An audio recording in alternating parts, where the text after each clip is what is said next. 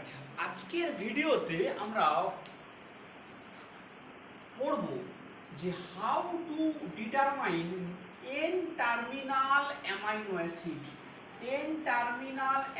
Acid of A peptide. একটা peptide সিকোয়েন্সকে মনে কর আইসোলেট করা হয়েছে। সেই পেপটাইড সিকোয়েন্স থেকে আমরা কিভাবে এন টার্মিনাল অ্যামিনো অ্যাসিডকে আইসোলেট করতে পারি। তাহলে একটা পেপটাইড সিকোয়েন্স মানে আমরা অলরেডি পড়েছি, এখান থেকে এন টার্মিনাল পর যে আমরা লিখতে লিখতে অ্যাকচুয়ালি আমরা চলে যাব।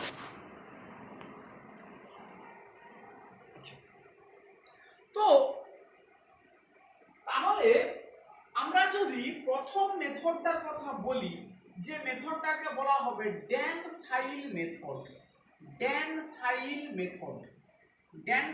মেথডের রিয়েজেন্টটা কি না, রিয়েজেন্ট হচ্ছে এরকম একটা ন্যাপথালিন গ্রুপ আছে।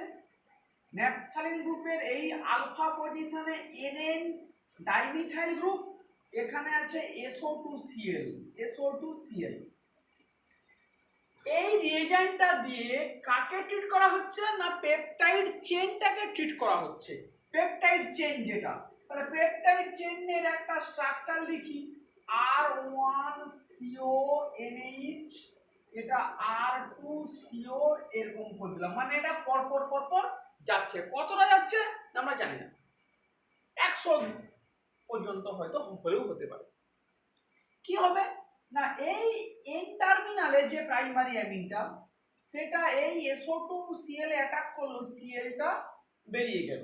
তাহলে কি পাবো না, তাহলে আমরা পাচ্ছি এইটা এরকম করে এই NMe S double bond O amine. এবারে ওই পেপটাইডের স্ট্রাকচারটাকে আমরা লিখে ফেলি, NH R2CO এরকম করতে আসছে। এই যেই কম্পাউন্ডটা তৈরি হয়ে গেল, এইটাকে কি করা হয়, হাইড্রোলিসিস করা হয়, অ্যাসিড ক্যাটালাইজড হাইড্রোলিসিস করা হয়। করলে কি হবে, করলে যে মজার ঘটনাটা ঘটবে সেইটা হচ্ছে কি, selective hydrolysis of peptide bond. এই যে পেপটাইড বন্ডটা আছে, এই পেপটাইড বন্ডটারই সিলেক্টিভ হাইড্রোলিসিস হবে। এর পরের পেপটাইড বন্ডটাকে যদি দেখাই এরকম করে R3CO তাহলে এটাও এর পরের পেপটাইড বন্ড, কিন্তু এর কোনো হাইড্রোলিসিস হবে না, বা এর পরে যত পেপটাইড আছে, তাহলে আমি যদি বলি এই পেপটাইডটা 100টা অ্যামাইনো অ্যাসিড দিয়ে তৈরি, তাহলে এখানে 99টা পেপটাইড বন্ড আছে। তাহলে এইভাবে প্রথম এন টার্মিনাল যে প্রাইমারি অ্যামিন SO2Cl অ্যাটাক করার পরে হাইড্রোলিসিসের সময় সিলেক্টিভলি এই প্রথম অ্যামাইড বন্ডটাই হাইড্রোলিসিস হবে, বাকি 98টা হবে না। তার কারণটা কি, তার কারণটা এই যে এত বড় গ্রুপটা এখানে ঢুকে গেছে, this group is strong electron withdrawing group.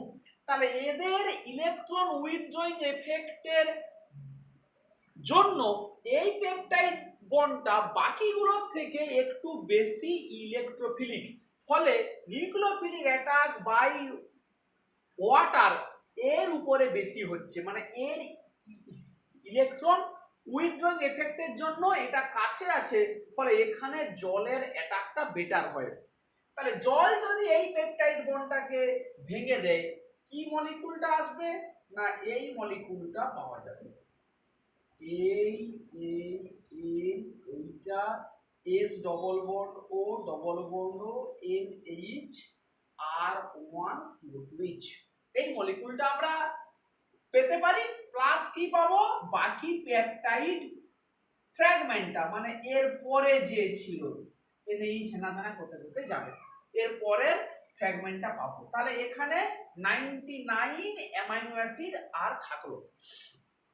এখন বক্তব্য হচ্ছে, এই মলিকুলটা যে পাওয়া গেল, একে অ্যানালাইটিক্যাল টুল বা অ্যানালাইটিক্যাল মেথডের সাহায্যে এই মলিকুলটাকে আইডেন্টিফাই করতে হবে। এখন এই মলিকুলটা দেখ, এইটার নাম হচ্ছে ড্যান্সহাইল ক্লোরাইড। এই যে ড্যান্সহাইলের নাম একটা আছে, খাতাটা দেখে নিবি। এই মলিকুলের নাম হচ্ছে ড্যান্সহাইল ক্লোরাইড। তাহলে এই পর্যন্ত ফিক্সড। অ্যামিনো অ্যাসিড যাই পারে হোক না কেন, সমস্ত অ্যামিনো অ্যাসিডের স্ট্রাকচার সমান এক্সেপ্ট কি না আরোমান। তাহলে আমরা সিম্পল যদি এই মলিকুলটার মলিকুলার ওয়েট মেজারমেন্ট করি বাই মাস স্পেকট্রোস্কোপি, সব থেকে ইজিয়েস্ট অ্যাভেলেবল মেথড, মানে সব থেকে মানে ভালো যে টুলটার সাহায্যে এইগুলোকে বিচার করা যায়, তাহলে মাস স্পেকট্রোস্কোপি টুল ব্যবহার করে এর মলিকুলার ওয়েট কত সেইটাকে ডিটারমাইন যে মানে করা যাবে। সেখান থেকে সহজেই আমরা কি পেয়ে যাব, হুইচ R1, তাহলে বাকিটা কনস্ট্যান্ট। তাহলে যেই পেয়ে যাব R1, তাহলে আমরা কি বলবো যে এন টার্মিনাল অ্যামিনো অ্যাসিডটা কে ছিল, সঙ্গে সঙ্গে আমরা বুঝতে পেরে যাব।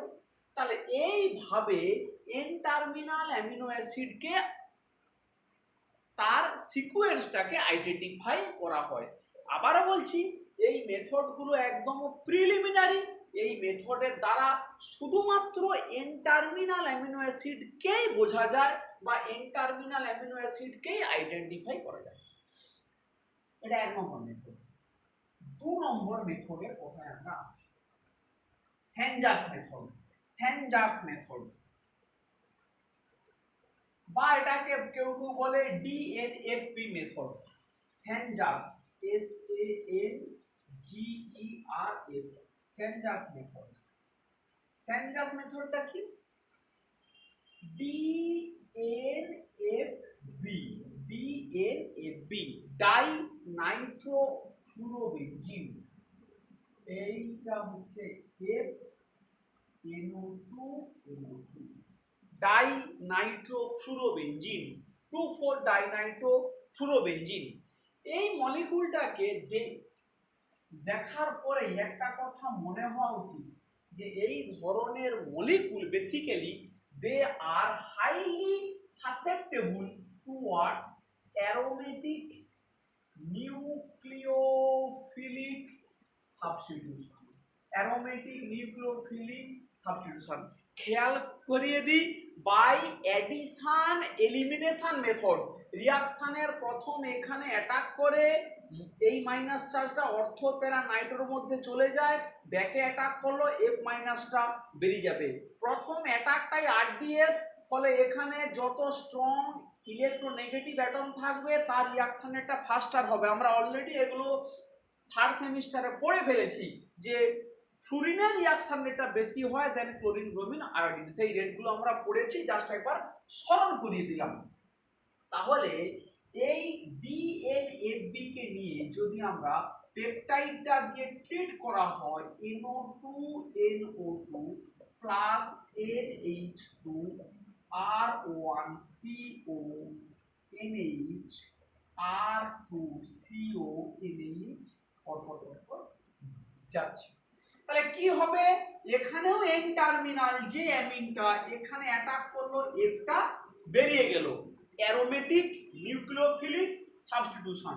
কি হবে না, এইখানে NO2, এই NO2 NH, এইটা R1CO NH R2CO NH, এরকম করতে করতে আসছে। এরকম একটা হয়ে গেল মলিকুল। এইটাকে আবার যদি অ্যাসিড ক্যাটালাইজড হাইড্রোলিসিস করি একই নিয়মে, এই প্রথম পেপটাইড বন্ডটাই হাইড্রোলিসিস হবে, এর পরের পেপটাইড বন্ডগুলো হাইড্রোলিসিস হবে না, কারণ এটাও স্ট্রং ইলেকট্রন উইথড্রয়িং গ্রুপ। ফলে এর জন্য এই প্রথম পেপটাইড বন্ডটাই ইলেকট্রোফিলিক বা নিউক্লিওফিলিক অ্যাটাক এর উপরেই বেটার হবে। ফলে কি হবে, হলে এখানে থাকবে অ্যামিন R1CO2H, এই নাইট্রো প্লাস কে পড়ে থাকবে এবারে বাকি অ্যামাইনো বাকি পেপটাইডটা CO NH এরকম করতে থাকবে। তাহলে এই মলিকুলটা যেটাকে পাওয়া গেল একই রকম ভাবে বাই সাম যে মানে অ্যানালিটিক্যাল মেথড যদি এই মলিকুলটাকে আমরা আইডেন্টিফাই করতে পারি তাহলে কি হবে হুইচ R1 আমরা সেটা বুঝতে পারবো। তার মানে এন টার্মিনাল অ্যামিনো অ্যাসিডটা কে সেটাও আমরা এই মেথডের সাহায্যে বুঝতে পারবো। তাহলে মোটামুটি মানে ড্যানসাইল মেথড এবং স্যানজার্স মেথড মোটামুটি মোরললেস কিন্তু সেম, এইটা একটু মাথায় রাখতে হবে।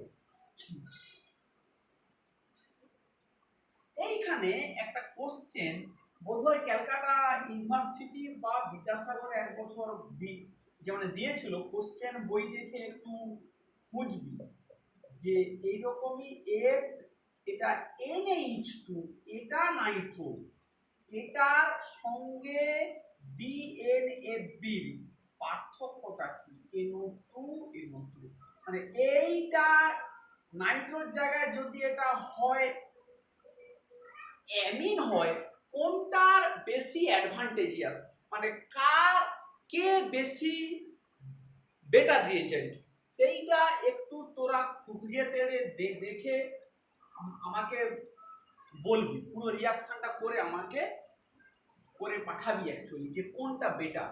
আগে কোশ্চেনটা খুঁজবি পেয়ে যাবি। বেশ, 3 নম্বর যে মেথডটা আমরা পড়ব which is called Edman method. Edman method আগের দুটো মেথডের সঙ্গে এডম্যান মেথডের একটা পার্থক্য আছে। এডম্যানের মেথডের পার্থক্যটা কি না ড্যানসাইলি হোক বা স্যানজার্সি হোক এই দুটো মেথড বারবার বলছি they are applicable only to determine the N-terminal amino acid মানে ওই এক স্টেপেই রিঅ্যাকশনটা থেমে যায়।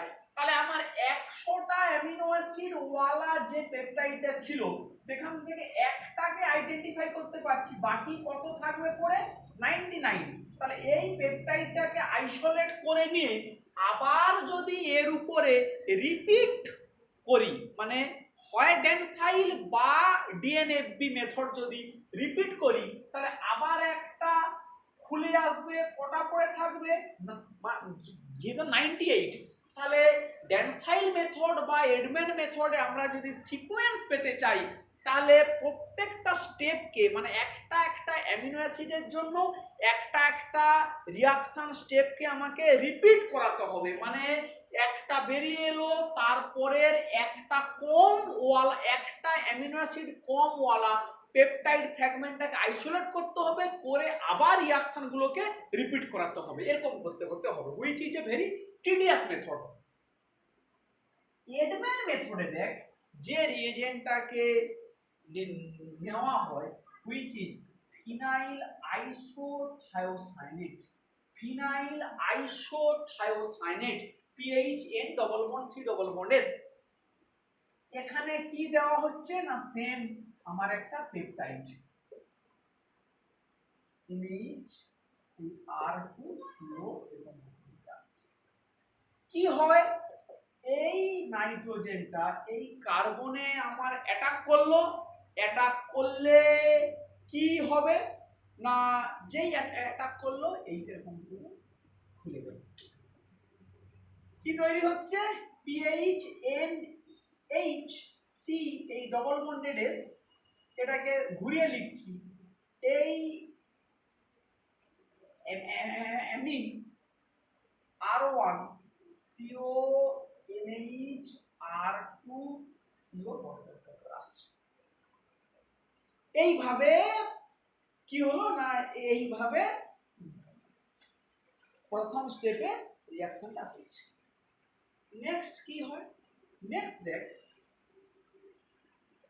এইটা এই অ্যাটাক করলো এই সালফার সেন্টারটা দিয়ে অ্যাটাক করলো এইটা এরকম করে খুলে গেল, এই অ্যাটাক করে এরকম করে এটা দিয়ে খুলে গেল, মানে ইন্ট্রামলিকুলার হচ্ছে এটা 1 2 3 4 5 5 মেম্বার রিং তৈরি হয়ে গেল। তার স্ট্রাকচারটা কি হবে PHN এই ডবল বন্ডেড C এদিকে অ্যামিন এদিকে S এইটা হচ্ছে R1 এইটা হবে C ডবল বন্ডেড O। এই এইভাবে তৈরি হয়ে গেল। এবারে কি হয়, জল অ্যাটাক করে, এই কার্বনিল অ্যাটাক করলো, আবার যেমন ছিল তেমন ফেরত চলে গেল। পিএইচ এনএইচ সি, এই double bonded S NH R one C double bond OH, এটা হলো ফাইনালি এই নাইট্রোজেনটা অ্যাটাক করলো, এই জল বেরিয়ে গেল। তাহলে কি পাচ্ছি, পিএইচ এন, এই সি ডবল বন্ডেড এস, এদিকে এনএইচ সিও আর ওয়ান, এইরকমই একটা মলিকুল কেটে বাইরে বেরিয়ে আসছে। তাহলে এই মলিকুলটাকে আইডেন্টিফাই এখন যদি করি তাহলে কি পেয়ে যাব, হুইচ আর1 পেয়ে যাব। এই মেকানিজমটাকে ভালো করে প্র্যাকটিস করবি, প্রায় দেয় পরীক্ষায়। এবারে বক্তব্যটা হচ্ছে যে এই মেথডটা কিন্তু এটা কন্টিনিউয়াস প্রসেস, কন্টিনিউয়াস প্রসেস মানে এই যে অটোমেটিক্যালি মানে প্রথমে অ্যাটাক করার পরে এই পেপটাইড বন্ডটা কি হচ্ছে, ভেঙে যাচ্ছে। সেইটা ভাঙছে কে না, এই সালফার ইন্ট্রামলিকুলারলি। তাহলে যেই ভেঙে দিচ্ছে তাহলে এই ফ্র্যাগমেন্টটা কে বেরিয়ে এলো, একটা অ্যামাইনো অ্যাসিড কমওয়ালা পেপটাইডটা।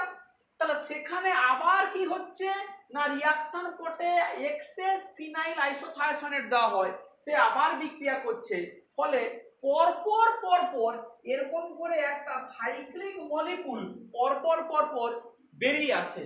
সেখানে শুধু চেঞ্জ থাকবে কোথায়, এই জায়গাটায়। প্রথমে থাকবে আর1, দেন থাকবে আর2, তারপর আর3, মানে পরপর পরপর এন টার্মিনাল দিক থেকে একটা একটা করে অ্যামিনো অ্যাসিড এইভাবে খুলে খুলে বেরিয়ে আসবে। সেইগুলোকে আমরা অ্যানালাইটিক্যাল মেথডের সাহায্যে আইডেন্টিফাই করতে পারলেই আমাদের কি হবে না, আমাদের যে কাজটা দরকার সেই কাজটা আমাদের পূর্ণ হয়ে যাবে। কি সেটা না, the sequencing of the peptide, আমরা সেইটা করতে পারবো। তাহলে আমরা তিনটে মেথড বললাম যে পেপটাইড বা প্রোটিনের প্রোটিনের সিকোয়েন্সিং করার মেথডটা কি। তাহলে প্রথমে বললাম ডেনসাইল আর সেঞ্জাস দিয়ে এন টার্মিনাল, আর এডমেন দিয়ে এন টার্মিনাল থেকে পরপর পরপর কন্টিনিউয়াস মেথড। এবারে আমরা পড়ব যে how to determine the C terminal amino acid. C terminal amino acid খুব ইন্টারেস্টিং একটা রিয়েজেন্ট। কি সেটা না, সিম্পল হাইড্রাজিন NH2, এটাকে বলে হাইড্রাজিনোলিসিস। হাইড্রাজিনোলিসিস মানে ব্রেক বাই হাইড্রাজিন। কি করা হয় না, ধর এরকমই আমি যদি একটা সি টার্মিনাল অ্যামিনো অ্যাসিডকে কথা বলি, ধর এই পাশ থেকে লিখছি আর1 অ্যামিন সি ডবল বন্ড ও আর2 অ্যামিন সি ডবল বন্ড ও আর3 অ্যামিন সি ডবল বন্ড, এরকম করতে করতে আসছে। এই মলিকুলটাকে কি করছি আমি, হাইড্রাজিন দিয়ে হিট করছি। হাইড্রাজিন দিয়ে মানে হিটিং করা হচ্ছে। করলে কি হবে, হাইড্রাজিন প্রত্যেকটা অ্যামাইড বন্ডকে ব্রেক করবে। Each and every amide bond present in that peptide will be chopped by hydrazine. কিভাবে, এই হাইড্রাজিন অ্যাটাক করলো, এই বন্ডটা ভেঙে গেল, পরের পেপটাইড বন্ডে আরেকটা হাইড্রাজিন মলিকুল এই ব্রেক করলো, এরকম ভেঙে গেল, পরের মলিকুলে এই হাইড্রাজিন এই অ্যাটাক করলো, এই ভেঙে গেল। তাহলে এই যে ভাঙাগুলো হচ্ছে, যে ফ্র্যাগমেন্টটা বেরিয়ে আসছে, সেই ফ্র্যাগমেন্টটা এখানে কি, এখানে NH2 আর মনে কর এটা 3 কোণ আর 3 CO NH2, এখান থেকে যেটা বেরোচ্ছে কি অ্যামিন R2 CO NH2। এপাশে কে বেরোবে একই রকমই অ্যামিন R4 CO NH2। তাহলে প্রত্যেকটা বেসিক্যালি যে ফ্র্যাগমেন্টগুলো বেরোবে তাদের কমন স্ট্রাকচার হবে এইটা, CO NH NH2 এটাকে লিখছি আর এন। কিন্তু যেটা লাস্ট মানে যেটা সি টার্মিনাল যে অ্যাসিড আছে যেখানে সেই ফ্র্যাগমেন্টটা কি বেরোবে না R1CH। এইটাকে স্ট্রাইকিং, এটাই ইম্পর্টেন্ট। তাহলে যেটা সি টার্মিনাল একটা সে বেরোবে শুধু অ্যামিনো অ্যাসিড হিসাবে, কিন্তু বাকি যা আছে সবাই বেরোবে অ্যাসিডের হাইড্রাজিন ডেরিভেটিভ হয়ে, মানে এই স্ট্রাকচারটা হিসাবে বেরোবে। আর এই যে এনটা হবে 2 3 4 5 পর, মানে সি টার্মিনালটা নয়। তাহলে এবারে দেখ, তাহলে ওই পেপটাইডটা যতগুলো অ্যামিনো অ্যাসিড দিয়ে তৈরি প্রত্যেকটা ইন্ডিভিজুয়াল অ্যামিনো অ্যাসিড ফ্র্যাগমেন্টে ভেঙে গেল। পার্থক্যটা কি? প্রত্যেকটার কার্বক্সিলিক অ্যাসিডটা হাইড্রোজেন ডেরিভেটিভে কনভার্ট হলো, এক্সেপ্ট যেটা সি টার্মিনাল সেটা অ্যাসিড হিসাবেই থাকলো। তাহলে এখন আমি বলতে পারি যে এই কম্পাউন্ডটার সঙ্গে এই সমস্ত কম্পাউন্ডের পোলারিটির পার্থক্য বিশাল, কারণ এটা অ্যাসিড হয়ে আছে আর এটা অ্যাসিডের এইরকম একটা ডেরিভেটিভ হয়ে আছে। তাহলে এদের সাথে এর পোলারিটির পার্থক্য বিশাল। তাহলে এটাকে ক্রোমাটোগ্রাফিক মেথডের সাহায্যে এই অ্যামাইনো অ্যাসিডটাকে খুব সহজেই আইসোলেট করে নেওয়া যায় বাকিগুলো থেকে, কারণ এদের মধ্যে হিউজ পোলারিটির ডিফারেন্স। তাহলে this can be separated by chromatographic method. তাহলে ক্রোমাটোগ্রাফিক মেথডের সাহায্যে একে সেপারেট করলে কি হবে না এইটাকে সি টার্মিনাল অ্যামিনো অ্যাসিড তার সিকোয়েন্সটা আমরা বুঝতে পারবো। তাহলে এইভাবে আমরা সি টার্মিনাল অ্যামিনো অ্যাসিডকে আইসোলেট করতে পারি। এইটা হচ্ছে কি মেথড। বেশ, আর একটা তোরা খাতা থেকে একটু পড়ে নিবি, আর একটা স্পেশাল রিএজেন্টের কথা বলা হয় সায়ানোজেন ব্রোমাইড। এটার একটা একদম এক্সেপশনাল রিএজেন্ট। এটা দিয়ে কি করা হয় না কোনো পেপটাইডের ভেতরে যদি মিথিওনিন অ্যামিনো অ্যাসিড থাকে, মিথিওনিন মানে হচ্ছে সাইড চেনে আছে CH2CH2SMe, এই অ্যামাইনো অ্যাসিডটাকে বলা হয় মিথিওনিন। কোনো পেপটাইডের ভেতরে যদি মিথিওনিন থেকে থাকে সেই মিথিওনিনটাকে ভেঙে বের করে নিয়ে আসবে কে না এই সায়ানোজেন ব্রোমাইড।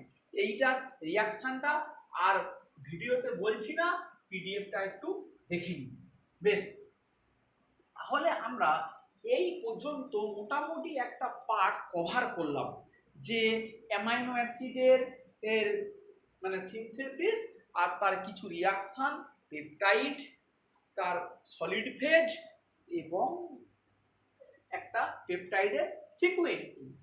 দুটো ছোট রিয়াকশন একটু বাকি রয়ে গেছে দেয় পরীক্ষাতে, কি সেটা একটু ডিসকাশন করে নিই।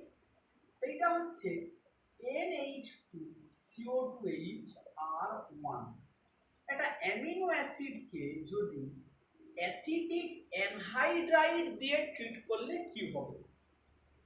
একটা অ্যামিনো অ্যাসিডকে অ্যাসিডিক অ্যানহাইড্রাইড দিয়ে ট্রিট করলে কি হবে, খুব ইন্টারেস্টিং।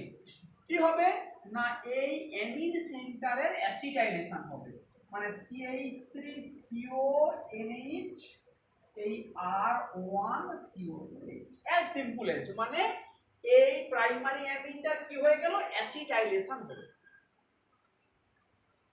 এইটার অ্যাসিটাইলেশন যদি পিরিডিনের প্রেজেন্সে করা হয়, ইন প্রেজেন্স অফ যে পিরিডিন মানে অ্যামিনো অ্যাসিডের acetylation in presence of pyridine, তাহলে একটা ইন্টারেস্টিং রিঅ্যাকশন হয় CH3CONH R1COCH3, মানে অ্যামিনটাও অ্যাসিটাইলেটেড হলো,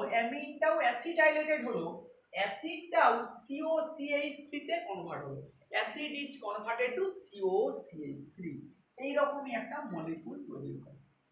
তাহলে এরকম যে কোশ্চেন দেয় পরীক্ষায় যে একটা অ্যামিনো অ্যাসিডের নাম বলে দিল লিউসিন বা আইসোলিউসিন এটসেট্রা, যার সাইড চেনে কেউ নেই, মানে নিউট্রাল অ্যামিনো অ্যাসিড, তাকে অ্যাসিডিক অ্যানহাইড্রাইড দিয়ে ট্রিট করলে কি হবে? In presence of pyridine or in absence of pyridine.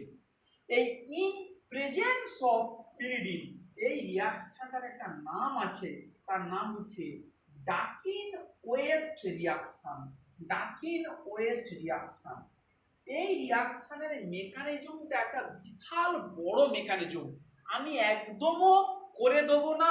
Third ইয়ারে পড়ছিস, ইন্টারনেট ঘেঁটে কোনো বইতে এই মেকানিজমটা খুব একটা করে দেওয়া নেই। ইন্টারনেট ঘেঁটে যে তোদের কাজ হচ্ছে ডাকিন ওয়েস্ট রিয়াকশনের মেকানিজমটা বাড়িতে করে আমাকে পাঠাবি, এটা যেন খেয়াল থাকে। তাহলে আজকে দুটো কাজ দিলাম, কি একটা হচ্ছে ডাকিন ওয়েস্টের মেকানিজম, সায়ানোজেন ব্রোমাইড দিয়ে মিথিওনিনটা দিলাম, আর একটা কি কাজ করতে দিলাম সেইটা করে কিন্তু পাঠাবি, বেশ ভিডিওতে বলা আছে। আচ্ছা, আরেকটা রিয়াকশনের কথা আমরা একটু বলি। সেই রিয়াকশনটা হচ্ছে গিয়ে এরকমই, যে ধর এটা হচ্ছে গ্লাইসিন, এই মলিকুলটা হচ্ছে গ্লাইসিন। গ্লাইসিনের এইটা একটা প্রাইমারি অ্যামিন, কোনো মেথডে কন্ট্রোল ভাবে সেটা যদি এটাকে মিথাইল মানে একটা মিথাইলে কনভার্ট করতে পারি, তাহলে এটার নাম হবে গ্লাইসিন, এর নাম হবে এন মিথাইল গ্লাইসিন। তাহলে প্রাইমারি অ্যামিনকে একটা মিথাইল ঢোকানোর কি রিয়াকশন না, খেয়াল করে দিচ্ছি, H2L আর ক্লার্ক মিথিলেশন, ফর্মালডিহাইড আর ফর্মিক অ্যাসিড দিয়ে। শুধু মিথাইল আয়োডাইড দিলে কি হবে না, মাল্টিপুল মিথাইলেশন হবে। তাহলে এইটা কি হলো, ছিল 1 ডিগ্রি অ্যামিন, হয়ে গেল কি না 2 ডিগ্রি অ্যামিন। এই 2 ডিগ্রি অ্যামিনকে যদি নাইট্রাস অ্যাসিড দিয়ে ট্রিট করা হয়, নাইট্রাস অ্যাসিড মানেই কি সোডিয়াম নাইট্রাইড HCl বা আইসো অ্যামাইলো নাইট্রাইড এটসেট্রা। মেন কথা কি দিতে হবে, NO+। কি হবে না, প্রাইমারি এই যে সেকেন্ডারি অ্যামিনের লোন পেয়ারটা এই ইলেকট্রোফাইলটাতে অ্যাটাক করলো, করলে কি হবে এন এন ডবল বন্ডেড ও, এইভাবে স্ট্রাকচারটাকে আমরা লিখি, অ্যাসিডটাকে এইভাবে খুলে ড্র করব, এইটা হলো। তাহলে N methyl N nitroso glycine, এই মলিকুলের নাম হবে এরকমই, N methyl N nitroso glycine. যেই এটা হয়ে গেল তখন কি হবে, এই লোন পেয়ারটা এই অ্যাটাক করলো, এইটা খুলে গিয়ে এই অ্যাটাক করলো, এইটা বেরিয়ে গেল। তাহলে একটা 5 মেম্বার রিং তৈরি হচ্ছে। সেই 5 মেম্বার রিংটা কেমন, এন এই ডবল বন্ডেড এন, এই অক্সিজেন, এইটা এই ডবল বন্ডেড ও, এই এর মাথায় কি আছে প্লাস চার্জ। এটা যেই তৈরি হয়ে গেল, তাহলে একটা 5 member ring with a charge, তখন এখানে কি আছে, দুটো কি আছে এইচ, একটা CH বন্ড ভেঙে গেল, এই বন্ড এরকম করে খুলে গেল। তাহলে this molecule is converted to this type of molecule, এই ডবল বন্ড এন, এই অক্সিজেন, এই ডবল বন্ড ও মাইনাস, এই এন প্লাস। তাহলে কি হয়, তাহলে কি হলো, প্লাস মাইনাস মানে কি হলো, এই মলিকুলটা নিউট্রাল হয়ে গেল। এবং দেখ এইটা একটা aromatic structure, this molecule tax a aromatic structure. এই কোশ্চেনটা প্রচুরবার ইউনিভার্সিটি পরীক্ষাতে দেয়। গ্লাইসিন নিয়ে দেখিয়েছি বলে এটা এলো, যে কোনো নিউট্রাল অ্যামিনো অ্যাসিড দিয়ে দেখালে এখানে একটা থাকবে গ্রুপ, এখানে একটা গ্রুপ থাকবে, সেইটাই আর কি। পরীক্ষা এরকমও দেয় যে ভাষা তুলে দেয়, যে মানে what will happen when N-methyl glycine is treated with sodium nitrite HCl, দিলে এই পুরো রিয়াকশনটা কিন্তু দেখাতে হবে। তো বেশ, তাহলে আমরা মোটামুটি আজকের পার্টটা, আজকের ক্লাসটা এই পর্যন্তই মানে থাকলো। এর পরের দিন থেকে আমরা প্রোটিন এবং তার স্ট্রাকচার সম্বন্ধে ডিসকাশন করব। ঠিক আছে।